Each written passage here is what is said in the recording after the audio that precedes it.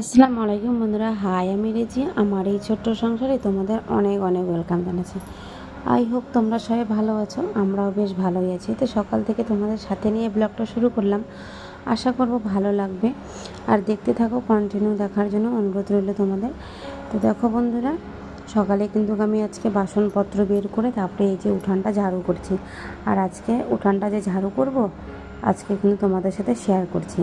তো দেখো আমার উঠানের মধ্যে কিন্তু তেমন কোনো নোংরা নাই, জাস্ট একটা দুটো পাতা এদিক ওদিক থেকে চলে আসে, জাস্ট ওটাই, আর কোনো কিছু কিন্তু নাই আমার উঠানে। তো একদম পরিষ্কার পরিচ্ছন্নই আমি রাখি। আর যদিও কোনো সময় নোংরা থাকে তাহলে আমি বিকালবেলা না দুপুরবেলা আরও 2-3 বার ঝাড় দিয়ে দিই। ওর জন্য কারণ কি বাড়ি ঘরের সামনে আর কি, তো ওর জন্য পরিষ্কার পরিচ্ছন্ন রাখার চেষ্টাটা করি। আর এখানে যে বৃষ্টি তো আজকে হয় নাই, দেখতেই পারছো আজকে রোদ্র উঠেছে। তো রাত্রে যে বৃষ্টিটা পড়েছে না, সেই বৃষ্টির জলটা এখানে না আটকে ছিল এই জায়গাটার মধ্যে। এই জায়গাটা একটু গর্ত, তো এই জায়গাটার মধ্যে আটকে ছিল, তো সেটাই আজকে এখন ঝাড়ু দিয়ে পাস করে দিলাম। আর বাসনপত্রগুলো বের করে রেখেছি, এই যে এখন মেজে ঘষে এই রৌদ্রর মধ্যে এনে রেখে দেবো। তো এই যে এখন না আমি বাসনপত্রগুলো এখানেই রেখে দিই, কারণ মাজার পরে যদি একটু রৌদ্রের মধ্যে দেওয়া হয় না, মনে হয় বাসনটা একটু বেশি চকচক করে। তো ওর জন্য ওদিকে রেখে দিয়ে আর আমরা এখন ব্রাশ করে নেব, মা বেটা মিলে। ও হয় বেটাকে ব্রাশ দিয়ে দেবো, আর আমি একটু কাপড় আছে কাপড় টাপড় বের করে নেব। আমিও কিন্তু সকাল থেকে উঠে এখনও পর্যন্ত ব্রাশ করে নেই, জাস্ট খালি একটু চোখে মুখে জল দিকে আর একটু জল খেয়েছি। আমিও জল খেয়েছি, সকালে পুচকুসোনাকেও জল খাইয়ে দিয়েছি, তারপরে কিন্তু আমি বাসি সমস্ত কাজ করে নিচ্ছি। আর তোমাদের দাদাভাই চলে গিয়েছে সকালবেলা, সেই সকালবেলা উঠেই। আর আমিও কিন্তু যখন তোমাদের দাদাভাই চলে গিয়েছে আমি বললাম যে কিছু খাও, তো বলছে কি খাবে না, তো না খেয়ে চলে গিয়েছে। আর আমিও কিন্তু সেই সকাল 6টার সময় উঠে কাজে লেগে পড়েছি, কারণ এই যে রৌদ্র উঠেছে না, আর কিন্তু ঘরে টেকা যাচ্ছে না। ভাবলাম কত কাপড় আছে ধোয়ার, আর কত কাপড়ও আছে ধুয়ে, যেগুলো দেখেছিলাম ওগুলো আজকে মেলবো রৌদ্রর মধ্যে। তো সেভাবে আর কি তাড়াতাড়ি করে সকালবেলা উঠে কাপড় জামাগুলো মেলে দিচ্ছি। তারপরে মেলে ঠেলে ব্রাশ ট্রাশ করে এদিকে পুচকুসোনার খাবার সকালবেলা রেডি, আমারও খাবার রেডি করছি। আর আজকে বললাম না হাজবেন্ড যখন নাই, তো দুধ আনতেও রাত্রেবেলা ভুলে গিয়েছিল, আর হলে তো সকালবেলাও থাকলে আমাকে এই যে সামনের দোকান থেকে নিয়ে আসে। তো আমার আর ইচ্ছা করছিল না যাওয়ার জন্য, তো সেই জন্য লাল চা করে আর 2টা গলা রুটি করে নিলাম, আর একটু রাত্রের ভাজি ছিল, তো সেই ভাজি দিয়ে এখন সকালের নাস্তাটা আমার হয়ে যাবে। আর সেই সকালবেলা উঠে কত তাড়াহুড়ো করে কাজ করতে লাগে আর কি, যে সকালবেলা উঠো, পুচকুসোনার খাওয়ার, আমার খাওয়ার, একা হাতে করতে করতে না হাঁপিয়ে যায়। তার মধ্যে তো আজকে আবার রৌদ্র উঠেছে, আজকে কত কাজ বের হয়েছে জানো না, অনেক কাজ বের করবো আর কি। ব্লগটা তোমরা কন্টিনিউ দেখতে থাকো, তারপরেই বুঝতে পারবা।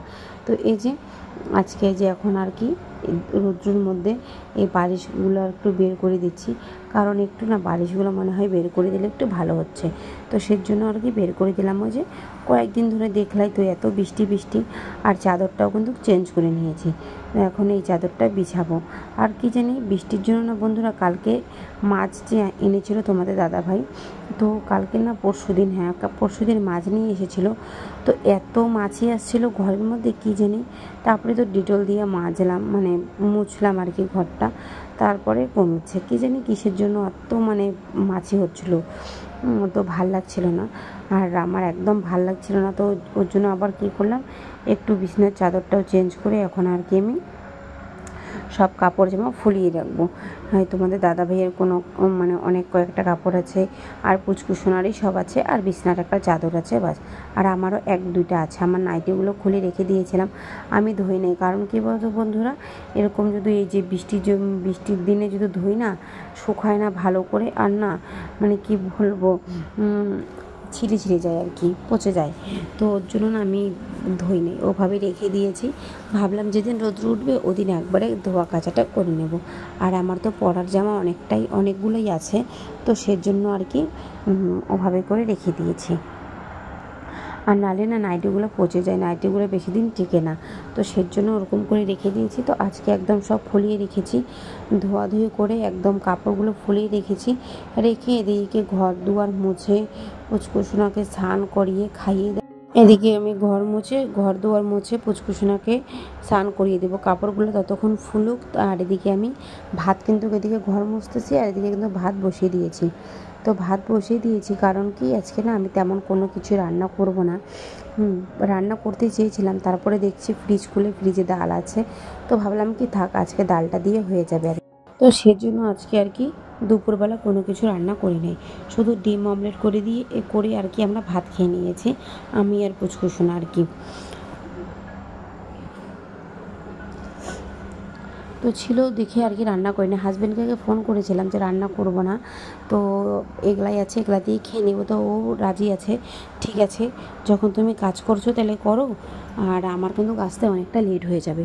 তো আমি বললাম ঠিক আছে, যখন তোমার আসতে লেট হয়ে যাবে তাহলে আমি এদিকে কাজকর্মগুলো করে নিই, আর এদিকে পুচকুসোনাকে স্নান করিয়ে দাঁড়িয়ে তারপরে আমি আর কি যদি ইচ্ছা হয় তাহলে রান্না করব, আর না হলে করব না। তো স্নান ধান করে আমি তো অনেকক্ষণ ধরে বসেই ছিলাম, হাজব্যান্ড দেখি আসেই না, আর ও কিন্তু রাত্রে একবারে আসে।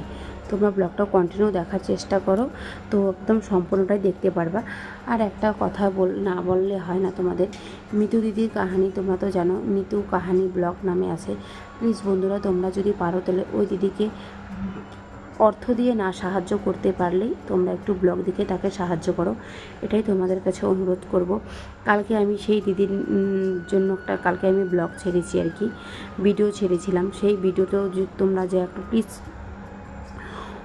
অবস্থা এত রোদ্র উঠেছে, কত কাজ করলাম আজকে তোমরা তো দেখলাই, সব বার করেছি। আর পুচকুসোনা কিন্তু খাইয়ে দাইয়ে স্নান করিয়ে ওকে ঘুম পাড়িয়ে দিয়েছি, কারণ শুধু ভাত করেছি আর ডিমের ওর হাঁপিয়ে গিয়েছি, খাইয়ে দাইয়ে ঘুম পাড়িয়ে দিয়েছি। আর এখন এই যে বললাম দেখো এই কাপড়গুলো না পরা ছিল, আর নতুন কয়েকটা ছিল মিশো থেকে অর্ডার করেছিলাম, তো সেইগুলো আজকে এখন আবার ধুয়ে তারপরে আবার শুকিয়ে দেবো। আর যেগুলো কাপড় শুকিয়ে গিয়েছে সব ওগুলো উঠিয়ে নিয়েছি এখন আর কি।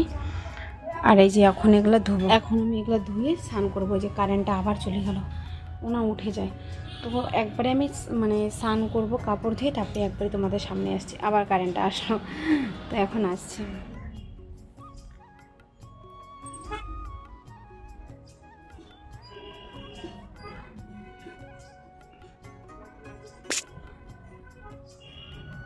খুব ডিস্টার্ব করছে, তো এখানে বসে আছি।